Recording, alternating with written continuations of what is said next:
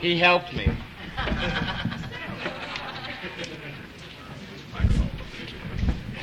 Too much reverb.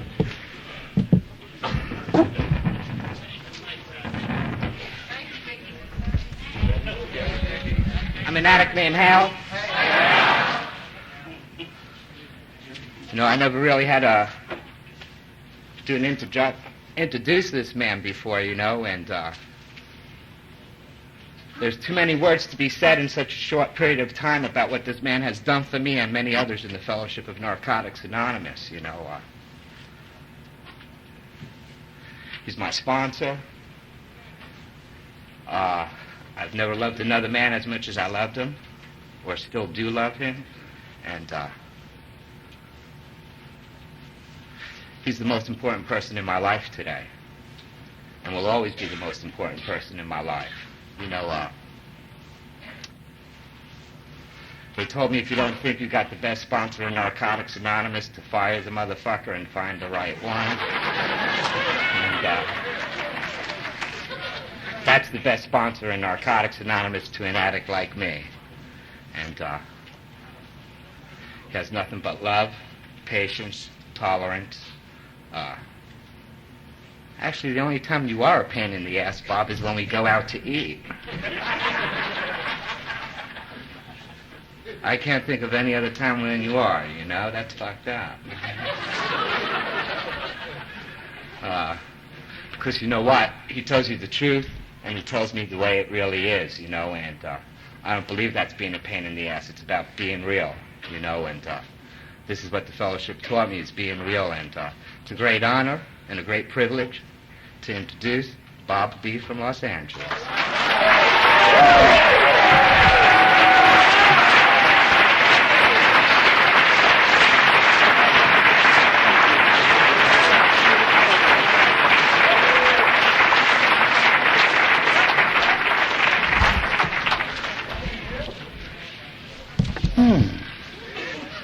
Thank you.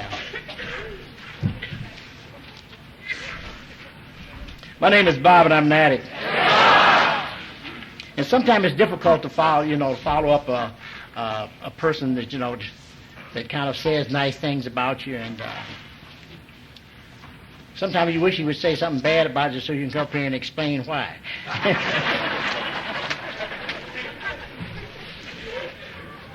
For all of you that have received books tonight, it seems as everyone in here has one.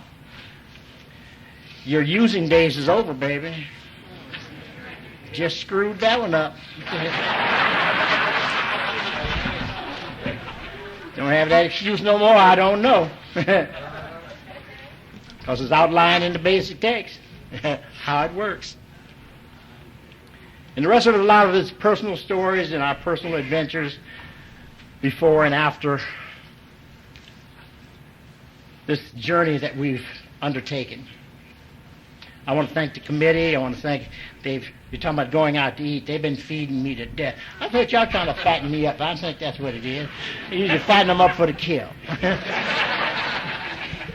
I heard about it. Shit, yeah. But I enjoy every moment of it. Because that's the kind of pig I was anyhow, you know. And I don't know which way I'm going, because there's many adventures, many paths that I have taken in this here journey as to where I am today. I got a long history in terms of drug addiction. And then maybe I don't know about a long history, I mean, in terms of having a period of cleanliness that I can relate to, that I experienced, that I didn't experience while I was using. It's a whole different experience. But I may have come to some understanding as to about this disease that I have called addiction, that people had been studying for years and came to an understanding as to what this thing called addiction was all about. It's amazing. Within the last 25, 30 years, addicts have taught universally around the world what addiction's about and the recovery from. Isn't that amazing? So y'all didn't know how smart you really were. But we overplayed it. At least we get it in order in the way that it should be presented to the world around us and to ourselves as to understand this thing called addiction. We had too many faces and said too many lies told, too much misinformation as to who you are and what brought you here and what happened in your life. Usually what happened in your life is your experience, but those are somebody trying to convey it. They try to analyze and put it into some category which it becomes academic rather than something that you feel or you live or something you become a part of.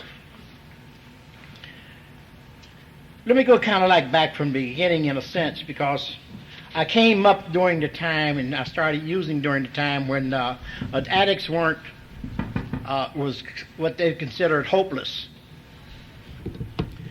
And in some areas, addicts are still considered hopeless,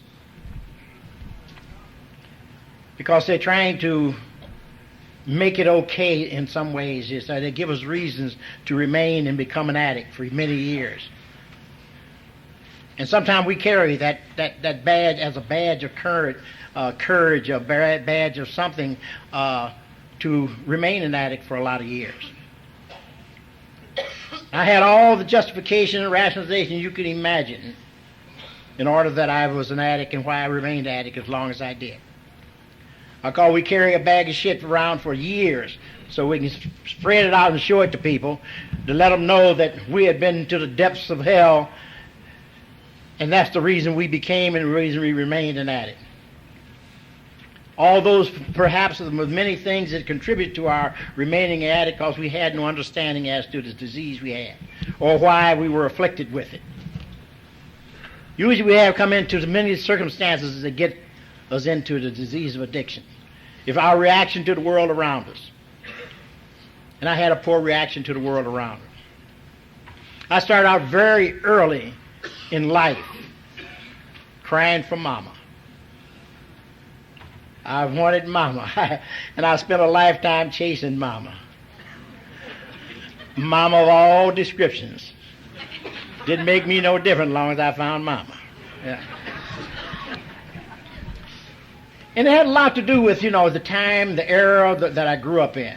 See, I grew up, prior to the Depression, which will give me some age differences there somewhere along the way, during hard times, during Prohibition. Y'all know anything about that? Not many of you, if any of you do. That means I'm just an old mother that had those experiences. And I've lived to survive that length of time. And I reason I'm already talking about this here, this is some of the things I stuck in this bag that I was going to carry around for a long time. I was the wrong color, born on the wrong side of the track, with a one-parent family that didn't get no love. And I chased that one for a long time. Role models, I had none. My role models were stuck standing on the corner under the bright lights, the light flashing on, with a Cadillac at the curb, 3 or 4 old ladies, and him talking loud and talking long shit, and I said, it looked like he was having a good time. My role model. And I always, somewhere in the back of my mind, I wanted to achieve that notoriety. So I set out on this journey to become, wanting to be, requesting that you take care of me, requesting from Mom, just tell me you love me. I can never remember, not one time, my mother telling me she loved me. That's a cold shot for a baby. Huh? Somebody was talking about it earlier, about the reason she couldn't pass it on, she never had it. And I never thought about that, because a kid can not consider those things, telling about, well, she didn't have a mom, so how can, how can she feel that? How can she do that? It just wasn't in her makeup. It just was not in her experience. Her showing for love was 3 hots in a cot and do what I tell you to do. That was it, the great satisfaction, do what I tell you to do. then we can get along. If not, I'm going to give you a good ass whipping.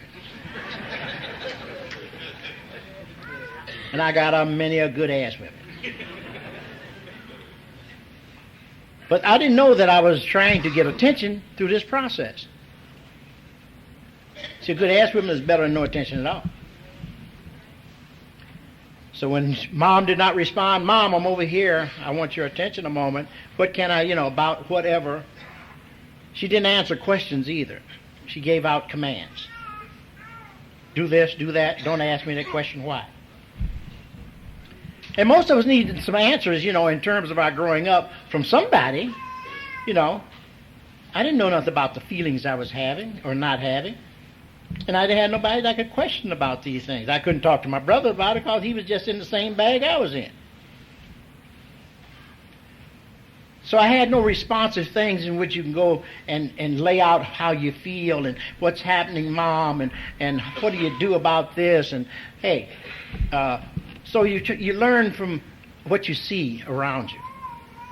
I lived in the ghetto, and most of everybody in my neighborhood was on welfare, and we once a week went down and got the groceries, and we shared our experiences on day-to-day experiences, of a good ass whipping and whipping things into shape and going snatching and grabbing.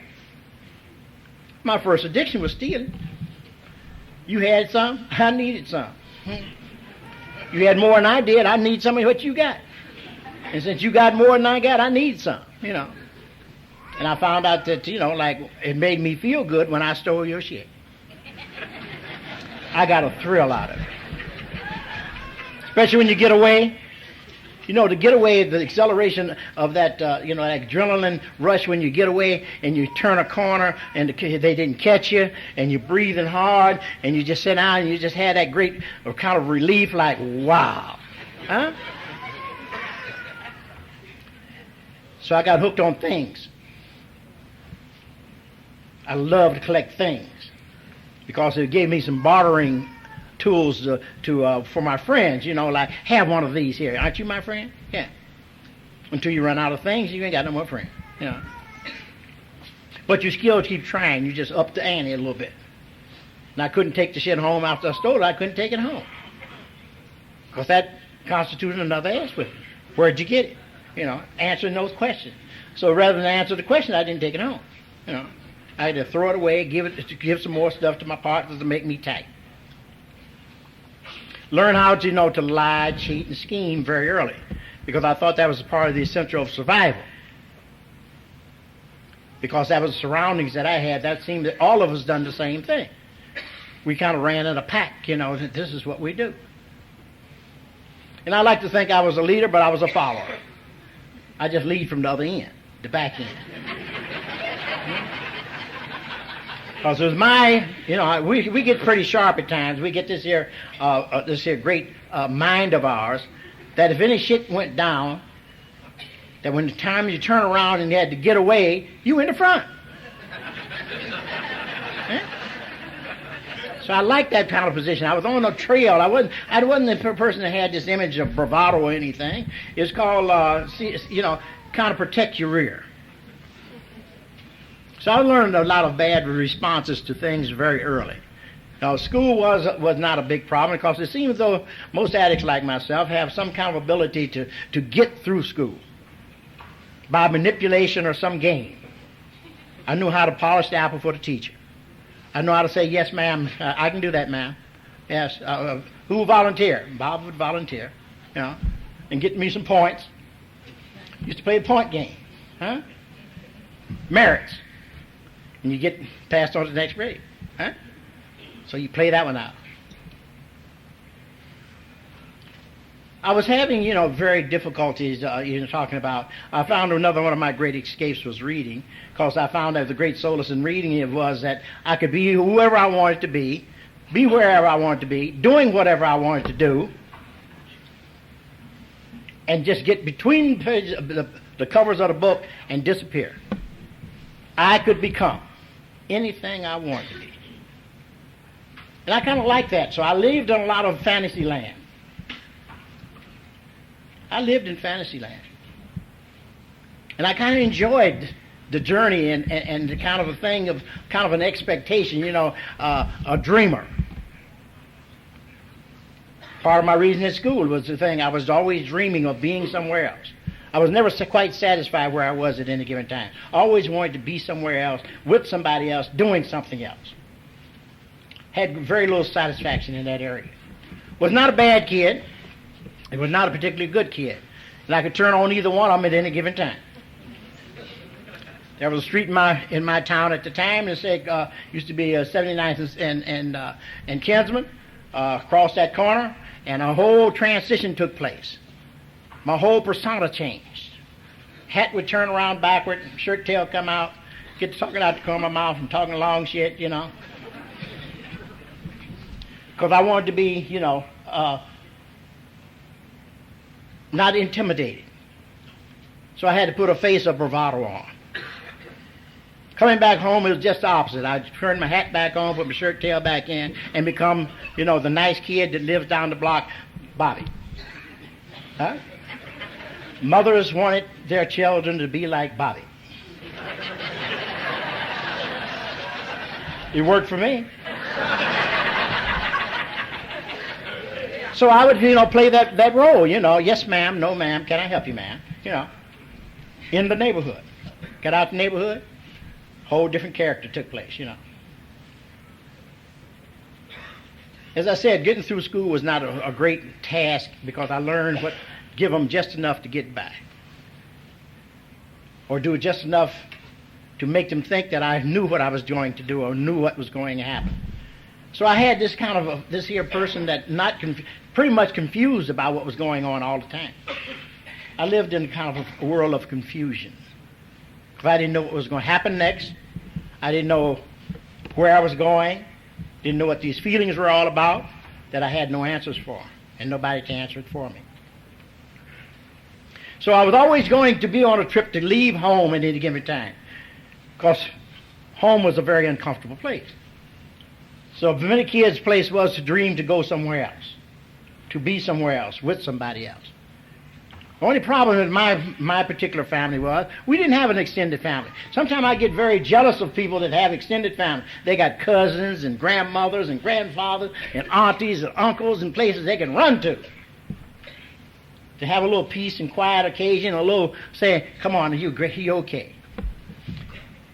We didn't have that in our family either because Mom cut the family loose a long time ago. We had this here person that we could talk to like Grandpa and Grandma and like many people have because that's where people are going. They go to Grandma's house, shit. Grandma take care of you, baby, shit, Take care of her baby, shit, We didn't have those connections. So I knew not to run away anywhere. I knew what things called for creature comforts were. A place to lay your head, a place to get a meal, and a place to get out of the rain. I know that you need those essentials. They were very important. At least they were very important to me, especially when it gets snow, get asshole deep. You can't be out there fooling around. I take care of business, baby. Shit, And I had no capacity in order to do that. So the first thing I did, what happened was, they started a whole war called World War II. Huh? Now I would think they were starting in my behalf and none of this stuff like that, but they started doing some strange things then. They started drafting people. So my brothers and my neighbors and all, started getting drafted. And when my turn started to come up, the war was just about over, and I went and volunteered. Because I was going to be the conquering hero and all this other good stuff. I'd heard great press on, what you could become. And I seen John Wayne, captured Iwo Jima by himself, Audie Murphy, Medal of Honor 2 or 3 times, Why can't I? They gave me a gun and showed me how to shoot it, And about the time that I get ready to go overseas, the war ends. I'm not no glory no more. I can't go to have this thing to glory, but I went overseas. Huh? Now, the only thing I had started using at this particular time was, is not having any idea about these chemicals, because I had no knowledge about drug addiction. I had no knowledge about alcoholism. I know they used to bootleg, and I know the hustle went down in that department, but I didn't know nothing about using of these chemicals. So when I got to the war camp, I found that men that were men, at the end of the day, to go out and have fun is to go get loaded. It was almost on automatic, 5 o'clock when taps blow in there, shit. Let's get the money together. Let's go have some fun. So I related to having fun was getting loaded. It was almost, one of those things without thinking, you get loaded and have fun. At least that's what we would start out doing. Each experience was a bad experience. First time going out to drink, bad experience. I swore off for about a moment, because everybody else seemed to be having fun, and I was sick in the dog. But they just told me I was a pig. I drank too much, too fast, and that I needed to alter my pattern of drinking. So I tried again, over and over again. I tried again, and I kept waking up places,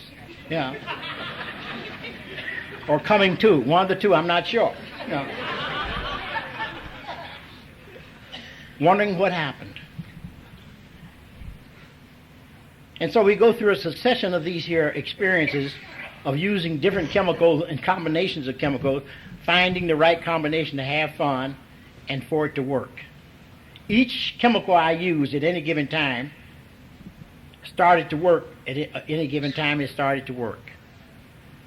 The magic was it let me feel these feelings or not feel these feelings or diminish my feelings where I could deal with these feelings and not give a shit.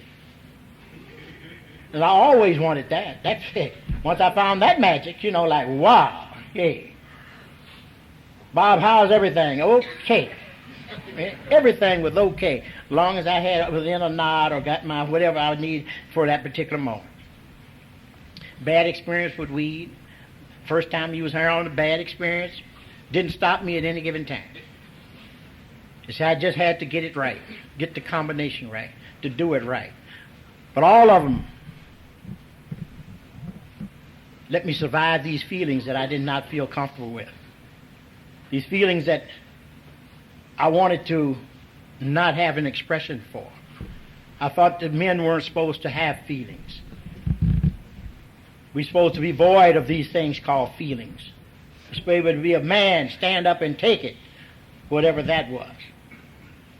But there was I had a lot of companions that was doing the same shit. So I spent a long time trying to divert, this here my actions as a result of my using over periods of time. I thought I had the game down. I thought I had it together because I was getting in a minimal amount of trouble because this here disease we have is, we're not in control. Things are used very often out of control, and I didn't know what happened and how to take care of this disease I had. And so we learn how to, once again, we learn how to lie and scheme and get by and think that you're functioning. And I functioned to some certain degree as long as you didn't take me out of element of things that I knew. If you take me into the element of things of unknowns, my decisions were usually very poor. Because I didn't know how to deal with that and nobody to instruct me or tell me how to do or how I'm supposed to feel or how to function at that level. Especially in talking about emotions and feelings involved. So I stayed in the military for a long time. I stayed out of the country for a long time. I run around, around the world a couple of times, and I used drugs everywhere I went. I had no problems about using drugs or finding drugs wherever I went. Addicts all over the world talk the same language, tell the same stories. They tell your story and say in China, they got your story. They tell the same lies. It's amazing how they can tell the same lies, You think he must have been, listening in or something, or had your script on your book or something that he learned something about what you were doing, how you were doing, and what was happening to them, and you just kind of wonder, like, in great wonderment, they're like, wow, But where's the drugs? you can find some drugs. If one thing won't do, you try something else. We'll try shit, you know. We'll experiment. We'll find out if it's any good. We don't need no quality control. If you got loaded, it should get me loaded. If you die from it, don't make me no different. That's you, that's not me. We're talking about you got a weak constitution. You know, you're just a lame, you know. We talk all that crazy shit, you know. It's happening to you, it's not happening to me. So for 11 years, I run around the world and used drugs all over the country and all over the world, and knew nothing about this disease called addiction, because nobody had no information about this disease called addiction. Even there have been those people that were studying the disease of addiction, because Lexington was open, Fort Worth was open, and they had addicts under a microscope, studying addicts, trying to understand something about this disease called addiction. In 20 years of study, they learned nothing. Two things that they learned about dope fiend, you know, he lied and he loved candy bars. That's what they... 20 years. We didn't have the sense of a monkey. So they had the experimental monkeys that they used to hook on drugs. Then make them kick. And then put some drugs out there for them, and they would fight you to stay away from it worse than they were going to it. They did not succumb to the idea that that was going to make it okay. Invariably, every time that we got released from any of them places, we had not learned shit. Because we think that we're king. We're sharp. We're smarter than animals, so to speak. And we always have to have one for old time's sake. I know if you're like me, that's the first thing you've done. Go have a little taste for old time's sake. Never thinking at any given time that I'm going out and get hooked on anything. Every time I used, I went out and got hooked. Every time without exception. So after 11 years of military, it said that what happened then was this disease or the progression of disease, it got to such a proportion that was not acceptable. It was a time that they jacked you up and gave you some time and shipped you. That was their answer to your addiction. Isolate them, put them away, and that's how you deal with addiction. That might be the immediate plan in terms of isolation. It might have been the immediate plan. There might have been some help if I had some information as to what to do afterward. There was no information. And I've been before psychiatrists and psychologists, and we went to great session as to my problem with my addiction. And I read enough books, and I had gotten just enough stuff to understanding as to what addiction is about that I could lie and scheme and communicate. Yes, dear. Sorry. Will you announce that whoever's rooming with Danny Daniels either has to come get him or the police? Danny Daniels. Anybody rooming with Danny Daniels?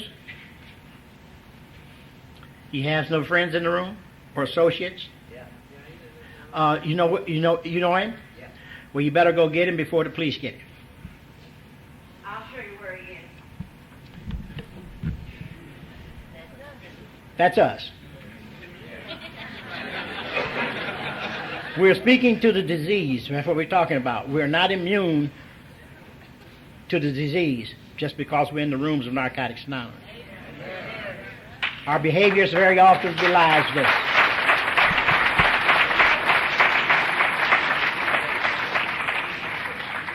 It could be any one of us. By our actions and the things that we do, be in that same position. Just hope we have friends like people in this room that would kind of lead me away and lead me to the thing called recovery. because that's very often what has to happen, us to be rescued and look at our life and the things that had happened to get us where we are. And that's very often what happened, because I had blown a military career, I had blown a family, I had been shipped off to jail and had to start to learn how to do time. I say learn how to do time because there was always kind of in the back of my mind, I didn't want to do no time. It was not a desirable place to be, because they take, all the rights or all this other stuff that you may have had or thought you had and take them away from you. And they're very inhumane in the things that they do. Today they take you and put you on methadone and take you to some place to ease you off your drug. They used to take you and put you on a cement floor and say, kick it. What they would give you for your discomfort was 2 aspirins and some Pepto-Bismol. That's how you kicked your habit.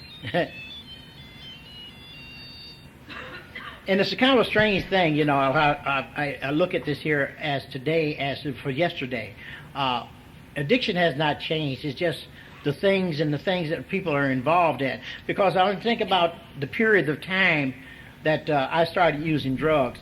It used to be the hipsters and the people in the know and the people, that they had money and it seemed to be a kind of an elitist position of you are a dope fiend, and I don't know what the elitist position was, you're laying flat on your back or in the hospital and the sucker, taking your money and whipping your ass and I don't know what the elitist position was, but it was kind of the thing to say you had to be in the know.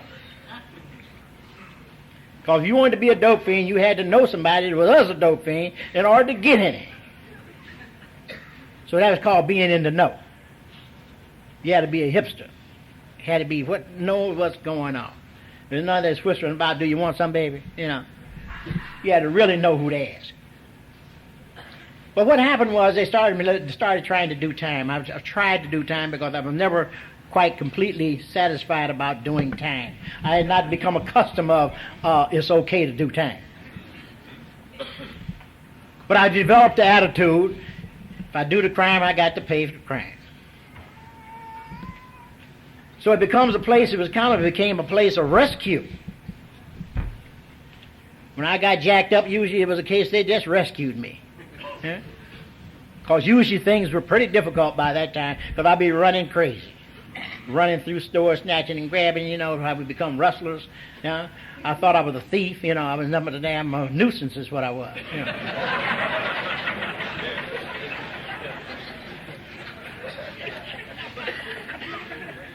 I was getting caught often enough, I had nothing but a nuisance. They told me that. Now, you're nothing but a nuisance, And I was always looking for somebody. I told you I was always looking for mama. So I developed, just continued the habit that I already had, finding some mama to take care of me. Any mama would do. I went through a succession of them, because they were going to help me get my shit together. How I got to Narcotics Anonymous was through one of these here adventures, a thing of this woman that I had found that had a job, and she told me that she was going to help me get my shit together, and she was still giving my corner, but in order for her to help me, is that we had to get married. No problem. I do. When you ain't got something, you need something. It don't make no difference where it come from. And she made this plea in the county jail. I was kind of under duress. I didn't have a lawyer, didn't have no bail money, and no place to go when I got out. Every addict need that, They even come to Narcotics Anonymous, try to get a mama to take care of them, so they don't have to go to work. I understand that. I've lived that, so I know. So this lady, she come in and made this plea to me, and I was done the I-do's, and let's go get Bill's mom and get me out of this jail, and let's take care of business, So I hooked up with this lady. I like to run the lady crazy. She didn't know whether I was coming or going. And she didn't know what she had got hooked up with. Oh, baby, she'd be out in the street looking for Bobby. Where's Bobby? Anybody seen him? Well, I'd call her from places, you know. Said, they're messing with me again. I need to get out, you know. Or put some money on the books so I can, whatever. But people that don't have our problem, when they get into pain or having a problem, they go get help. But if you addict like me, I don't need no help. They done told me a lot of times, 1,000 times. They said, that's all you do is get clean. You right on, baby. Right on what? I don't know, but right on. Even psychiatrists, learned people that deal with behavioral sciences and so forth, used to tell me that I had it down, I got the game together. Because I had a story. I could lay on a sucker, you know. We sit down in great sessions, you know, and they tell me, that's it. I don't know what was it, but that's it, you know. You got it, you know. So you could do is go out there and take care of business. They didn't know I was incapable of doing that because I had no experience about taking care of business. I never took care of no business. I was always taken care of. I went right from mama's house to military mama, right out of military mama to penitentiary mama. And when I got on the street, I needed a mama. It's very simple. Shit. Worked for me. For a while, as long as you get somebody to go for the shit, you know. But you run out of places to hide. Or you get tired of your own shit. It's not without pain that we do these things. But we're going to alter it or change it tomorrow. Oh, I promise a lot of tomorrows, baby. If an addict promises you something tomorrow, skip it.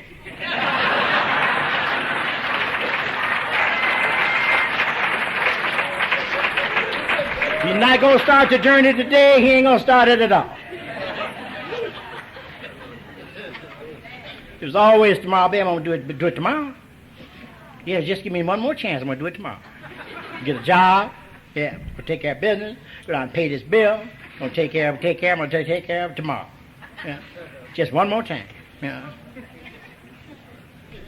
As I said, how I got to Narcotics Anonymous, she went to find one of them good old Al-Anonymous. They told her to put the sucker out. And you know we had played that role before. You got to go. I know you somebody in this room here had that game played on. You got to go. You know, I'm sorry, I love you, baby, but you got to go. You know. And I always ask her that same question, go where? Go wherever you go when you're not here.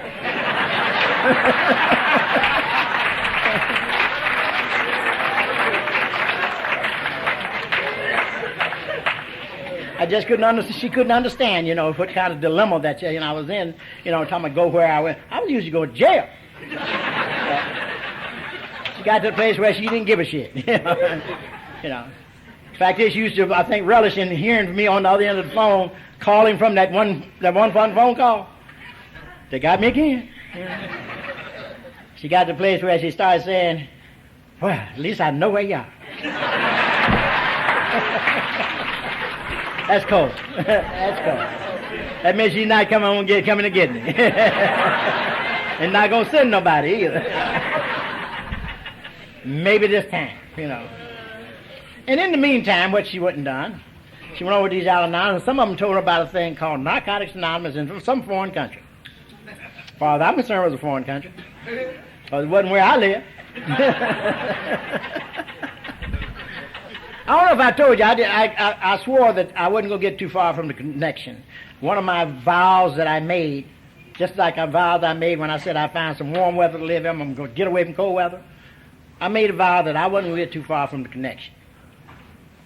Ever. See, I done played that one before. I had a lot of experience about getting too far from the connection.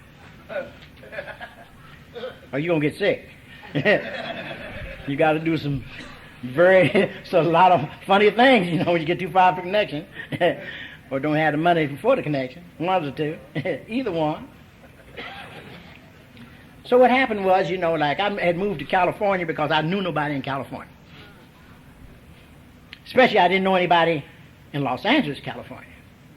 So I'm relocating because I'm going to get my life together. You know the great plans we made when we locked up or in the hospital? We write the great master plan of what we're going to do for the rest of our life. Huh? I don't know what happens at the door, but we seem to lose that mother. Instruction sheet's gone, we just lose it, But you make this great life plan of what you're going to do. So one of it was I was going to change location. I wasn't going back to Cleveland. I knew where warm weather was. I tried Northern California. I tried Central California. None of those worked because there was something wrong with the weather, Southern California fit me to a T, No snow, Rain seldom, huh? Stay warm and hot all day and shit, cool at night. Yeah, all right. Yeah. I was in my element, I could sleep on the street, that's what I say. I can sleep anywhere.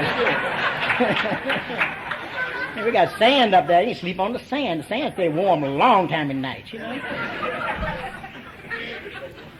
I couldn't bathe in somewhere, and all things come to an end, I go out, snack and grab something and go to jail. 3 hots in the cot and get my life back, my health back together so I can go out and ruin it again. That seemed to be the pattern. But at this here time, what happened was, they told about this thing. The reason I call it a foreign country, because if you don't know what surrounds you or where you live, because many of us live in a city and don't know what's in the city. I lived in greater L.A., Central City. I still live there. And I didn't know that they had mountains around Los Angeles. It's surrounded by mountains. I didn't see it. Somebody was talking about introduced to feelings or smelling of things. Lived there a long time and didn't know it had mountains around it. And they used to call a thing called over the hill. Over the hill was you had to go over these hills in order to get out of Los Angeles. So it was always the case, you got to go over the hill, baby. Yeah. I ain't no business over the hill. I ain't got nothing over there. Shit. My connection's not over the hill. My connection's here in South Central. What I'm going over there for? Didn't have no transportation to get there anyhow. Unless I stole your car.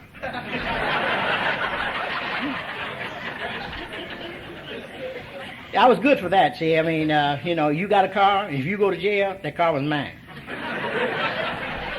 So I run the wheels off that motherfucker. Usually the tires weren't too good, Didn't have much money to put gas in the tank, so I'm not getting over the hill. I might not be able to get back. So they told about this thing here over in North Hollywood, Studio City, somewhere over the hill. I said, is that right? She said, yeah, it's a place for addicts to get clean and stay clean and to do something about their problem. What a coincidence. She said, wow. I said, you better go check it out. So I sent her over to the meeting.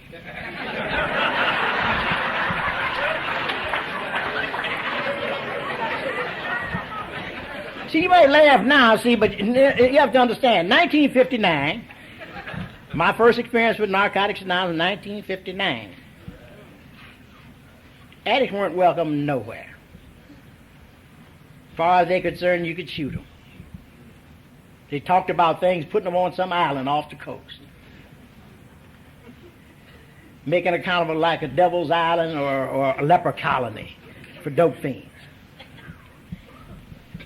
Those were kind of like the things because the addiction has become widespread and the kids have started coming out in the street and they were getting into all kinds of insanity and they didn't know what to do about it. So Narcotics Anonymous, as an offset of many attempts to start this thing called Narcotics Anonymous in other places, it ended up on the West Coast. And they had a meeting. Now the chances of them finding that one meeting, of her finding that one meeting, 1 in million. One meeting in the world, she go find them. Didn't know what narcotics, I knew what narcotics were. I ain't know nothing about no anonymous for nothing, Might be a trick to get me tripped up or something, That's all they were doing was locking them up. They used to shoot dope fiends and get you 2 lines on the back of the page of a paper, Dope fiend running down the alley, shot, that's it. It's over with. So you can see there was a dim view in terms of what you're talking about, the law and dope fiend are in that particular situation. See, we was always snatching and grabbing because we was always into something. It wasn't the case of being innocent of something. Well, usually we was guilty of everything. Addicts are nice today. They have jobs. They come to meetings in cars, Hey, they may not have no money, but they look to have the, some of the trappings of having something, of had something or have something and haven't lost it all yet. Well, it was during a time that addicts were kind of a suspect. Most of us have done time on parole or probation or something, And we talked bravado. We talked all that long shit out to the side of our neck. Because we had to be bad mothers, We couldn't drop our, sissy hand. We had to be macho, shit. Like to lie to each other, and make our life better than your life, And we get good at that, too. So we run to the thing that is, I allowed myself to go over and check this thing called Narcotics Anonymous out. There were some people sitting around the table. The meeting was usually a big meeting, 10, 12 people. Half of them loaded. Me part of that half. I was just having a look-see. I wasn't talking about cleaning up. And since my problem was not alcohol, I'd get me a short dog to go to the meeting. Knock them off about half of it so I could get loose. It was always a problem-solving session. Who got a problem? Bob always had a problem. I need a job, I need some money. Gimme. And that's all they would tell me, keep coming back, Bob. Reading, who want to read? Bob was already volunteering. Once again, school again. Back in school again.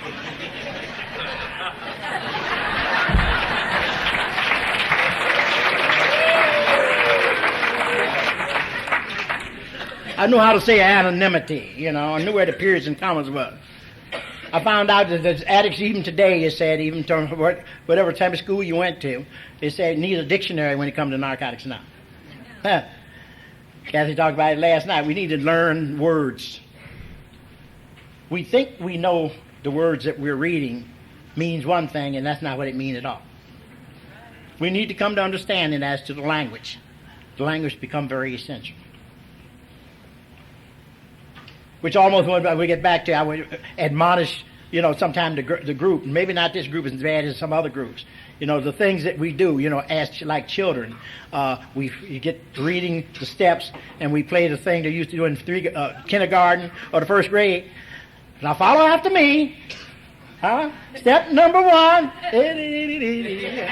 Step number 2. I don't know if that's what they're doing treatment, but I mean, hey, hopefully you don't have to just learn how to do that at meetings, because it's a place we're trying to do some growing up and some maturing. So we have to change some of the things we do. Yeah.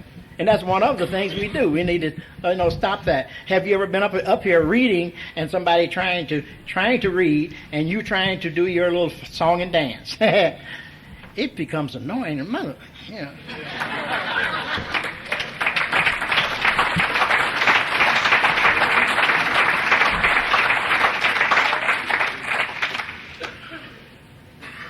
I don't know if he's going to stop you at anything, but that's okay.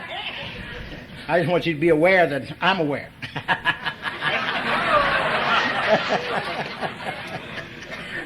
So we have to grow up around here. We have to learn how to grow up. That's one of the things that happens here.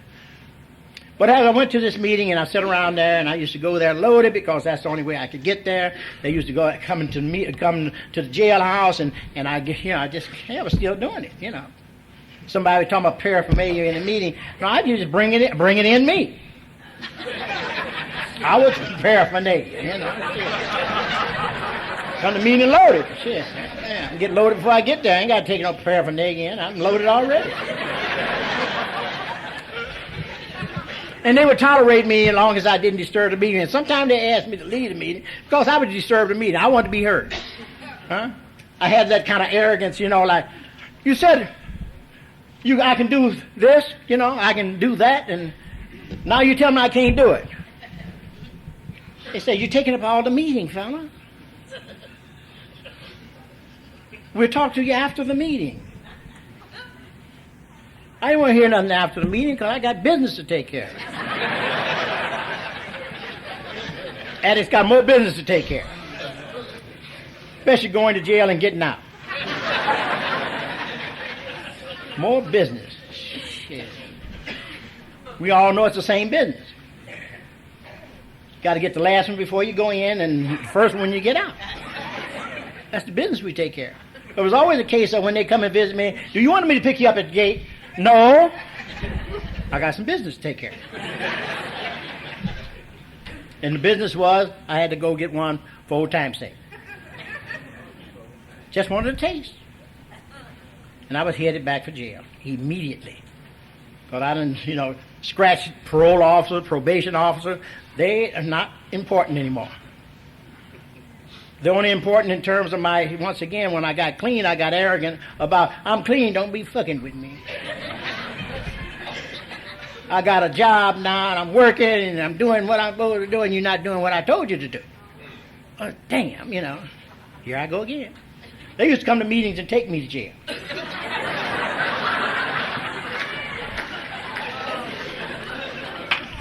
That's humiliating. Especially when you're clean. I didn't think I had to do nothing that nobody told me I had to do but what I wanted to do. If you don't like what I'm doing, screw you, Yeah. But when you're under the guarding of the state, they have certain conditions, your parole plans and your probation plans and the plans of the thing I want you to do. Huh? I had a hard head in that department. I don't know if you come here without a God because I had no God consciousnus. I had studied the religions of the world and could argue you down to the nth degree about your religion and what you believe. Because one of the other things I used to read about. I used to read about the sources of and how it come about and what you believe and what you don't believe. And I was going to argue you down. Then people used to come to the door and knock on my door. Come on in. Shit, Sit down. What book you got? Get your book out. Damn, I challenge whatever they believe, They be out there scratching their heads. Damn. So I thought I was on the right track. But I had no God consciousness. I had no God experience. Fact is, I was around here 4 or 5 years before I got some. Some of us just have to stay long enough for those things to happen that we get some consciousness there is a God of your understanding that works for you. And you are not it. Your sponsor's not it. Fact is, the police is not it. And that's the kind of way I have to have. My lessons had to be presented to me. I had to have some object lessons that I just didn't understand why I needed that lesson. But it was essential for me because I'm a hardhead. I always got some sense of idea that I know what's best. I don't know why, because I have no experience along those lines, but I think I know what's best. Until it's presented to me that you have no power. And that is by surrendering you gain enough power to do what you need to do. And that's what I found myself once again, parole officer, locked dead ass up, Give me time to think and get my shit together. Huh? And I had to rethink the path I was on because I had been in rooms like this and they told me what I needed to do. I had a sponsor that didn't believe in God in terms of, he's an atheist. But he always said, what if? He always left the door open and said, what if, baby? Shit. But I couldn't get, the concept of what if. I needed some positive affirmation of what the what ifs were, So they locked me up, which usually gets my attention, Say, think it out and think it over. And you can have your book inside if you want to, you know, so you can read. And I had a spiritual awakening. Come to find out, all them things that they was holding me or directing my life was not in charge. That's a hell of a realization, you know. You come to realization in the most seemingly strange places. And jail is a good place for to allow that to happen. You know, you got a lot of time to think. A lot of time to get with you. It's the same thing when you're cleaning up. You say you get to the place where you find you have times with you and you have to reflect on the many things that you hear in rooms like this and the things that you have not tried and things that maybe that you would try if only you can get it out your head that you have the answer to. And that perhaps by giving in to this here seeming magical thing that you might make some progress. Because once I had this here experience of this spiritual experience, I misused and abused that too. I found out the power of prayer. Oh man, I found out prayer is mother, baby. Shit. Good stuff. Good stuff. Get what you pray for. Bob always had a want list. Yeah, Bob got to praying. Oh yeah, I need 10 of those and 5 of those. Yeah. How about one of those too, man? All right. Got to step in lively there. Yeah, I found it worked. I had to say a few prayers to have it taken away, but I mean, I asked for it. I found out there's a connection when you're praying and your sincerity of praying, because I didn't know. It's called without knowledge of knowing what the power of prayer is about, to find out that it works. And once I found it worked, I misused it. It put me in a trap, that's all. I couldn't measure up to all the things that I wanted to measure up to, that I thought I was capable of measuring up to. I thought I'd pray up on it. Shit, I can handle it. Yeah. Me and God. All right, God. Okay, baby, I'm going on. Take care of business. Yeah, you give me one of those. I don't want one of those. Shit, man. I didn't know the responsibility went along with it. You know that I could not handle the emotions and things that were involved with it. But I prayed up on it. It got me down to the place where my prayers were help. Big prayer, help. Because I had misused it and abused it. And that's all I needed was help. And found out that I got what I needed when I needed it. And that I had to affirm that there was some power that ran this here whole thing. Me and all the things around and everything connected to it. It's been a good journey. And I think this is what happens. And this is the thing that we learn. We learn from each other. Collectively in this room, we got information that's phenomenal. Because we take little bits and pieces of it together and we make a whole. That's what the unifying forces of the things that happen here. We take little bits and pieces and we make a book out of it that works for you. Huh? He puts your lesson plan together, your living plan together.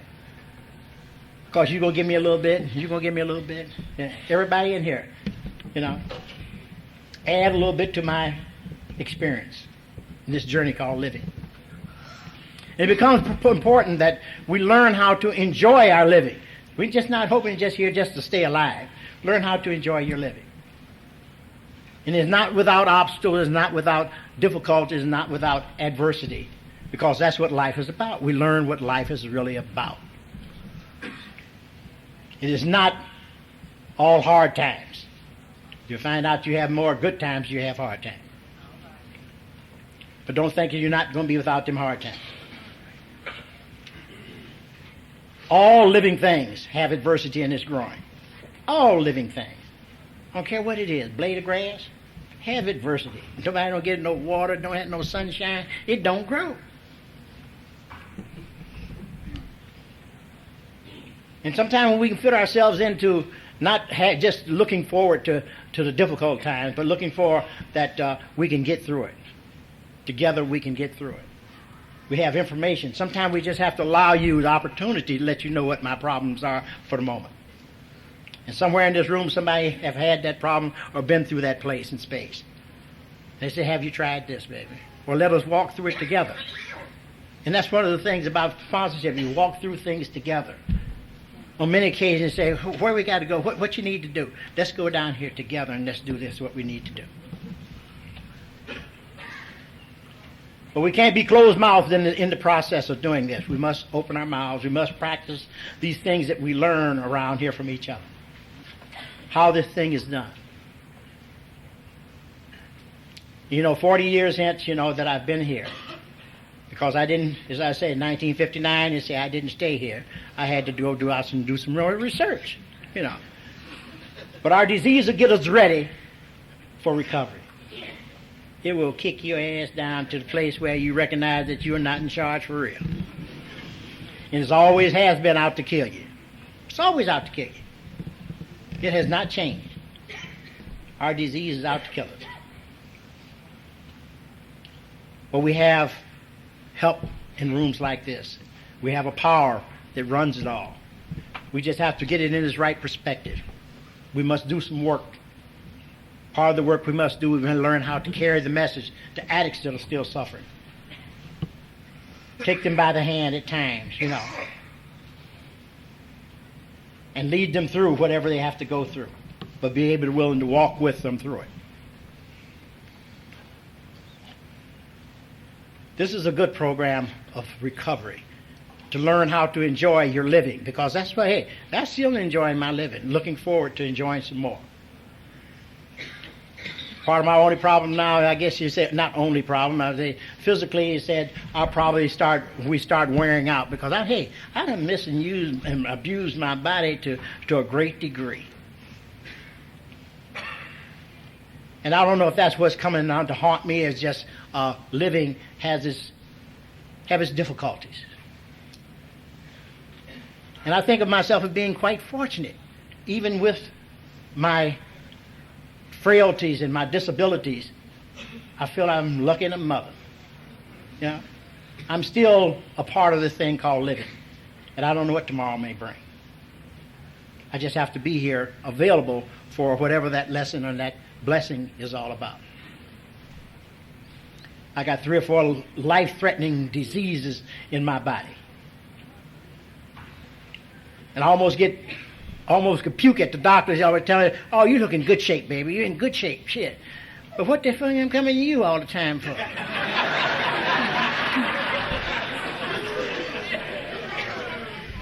Well, we just have to test it and make sure, there's not getting out of hand. Okay, But take this here pill and call me in the morning. But I know that's we're threatened with many of these here life-threatening diseases. The hepatitis. I got cancer. I got high blood pressure. Come up with diabetes just recently. Things that we tell them, well, what's the use? Or what next? It's all I got to do is make now. That's all I got to do is now. I get to running off crazy about, tomorrow, and I'm in deep shit, Better live today. Get through the day. And I find I'm not alone. Because you have had some experience as you come along, and you're able to share with me as some of the things you had to do. And then I must probably look into them and see if those things will work for me. I have to ask the question of those who know, or those people who have been there or gone before me. It's the same thing you ask of me. What went before? What happened before? Yes, I'm pretty much a lot of the history of Narcotics Anonymous, because I've been around damn near all since a lot of Narcotics Anonymous has been around. There's not many of us still left. We're on extended time anyhow. And believe it, we're on extended time. So I have to really look. I've been quite fortunate to be able to, I've got up in the morning, breathe me in. Boy, shit, breathing still, shit. Get out and take me a good shit, I'm in good shape. Things working.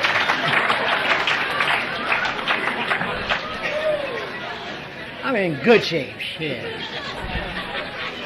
All systems go.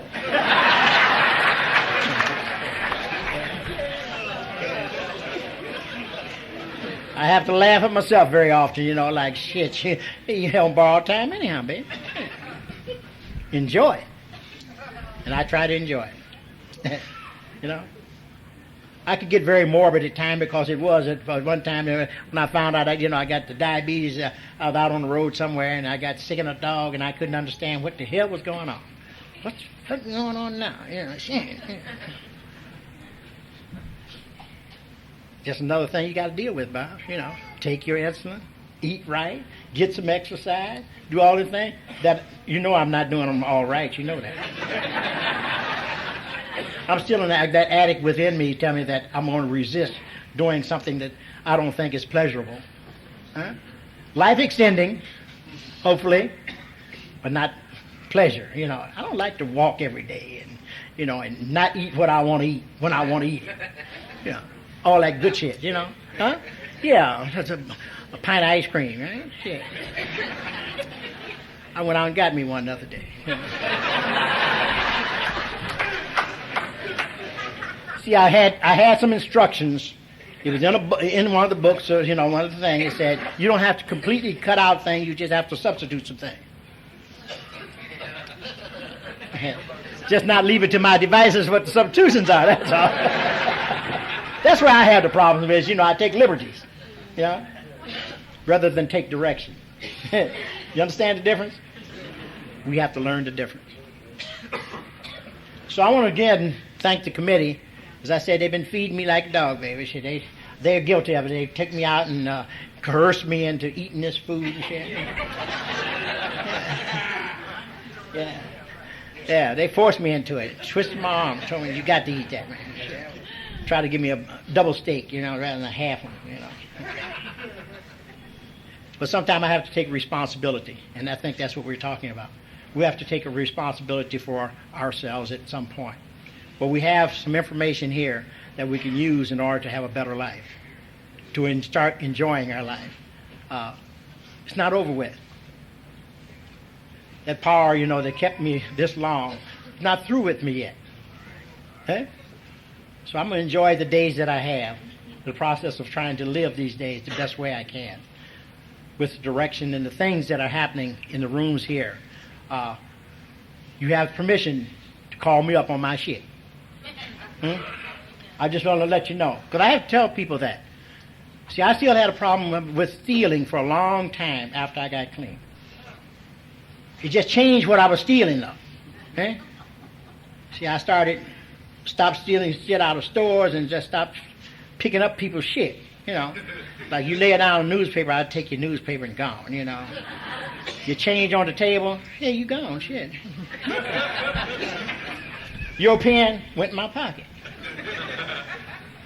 So I had to give you permission and say, when you see me go off because sometimes I do it, you talk about defects of character, it's one of those things about shortcoming and defects. Some of them I don't know I have, it's almost an automatic response. Been doing it so long, I don't even know what I'm doing.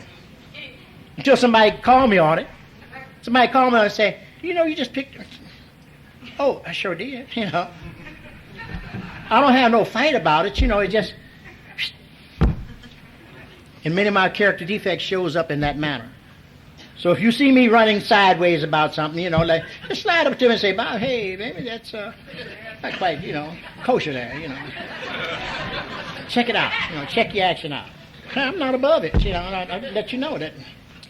I don't have to stick out my mouth and, and jump on your case or nothing. I just have to check myself, Because that power that I've turned that over, become willing to turn it over to, I needed some lessons to go with it, perhaps. And sometimes that's a lesson. Sometimes my embarrassment is part of the lesson. That's not appropriate, or it doesn't work for me, or it don't feel good. And maybe, okay, I'm ready. I understand. And I change my action or reaction to something. So all of you that have got your books, you have no more excuses about using anymore. Or it'd be more difficult for you to go out there and use with some excuse, oh, I don't know. My best thing I used for years, I don't know. That means that I wasn't going to do shit. Well, I'm going to refuse to do something. I don't know. You don't have to say you don't know because you have the directions. You have the directions in terms of recovery. It's possible by those experiences that you read about. Those are all personal experiences of people that have used these things and found out it worked. They said the steps work like castor oil. You don't have to believe in it and it still works. It's very profound. That's what people had to make. Somebody was talking about making comparisons. You had to make comparisons like that, I understand that one, Work like castor oil. Oh, yeah, shit. You ain't got to believe in it. It still works. Then I tried and found out it worked, like, oh, shit, damn, just like I found out about prayer, Oh, it works? Oh, shit, let me try this out, Try it on for size. Let it be your experience whether it works or not. And if it doesn't work like the first time you had to do it, you might have to do it over again. Because maybe something you didn't do right. But it works. And it continues to work when you work it. And I want to thank you for being a part of my journey in this thing called recovery. And I want to thank you again.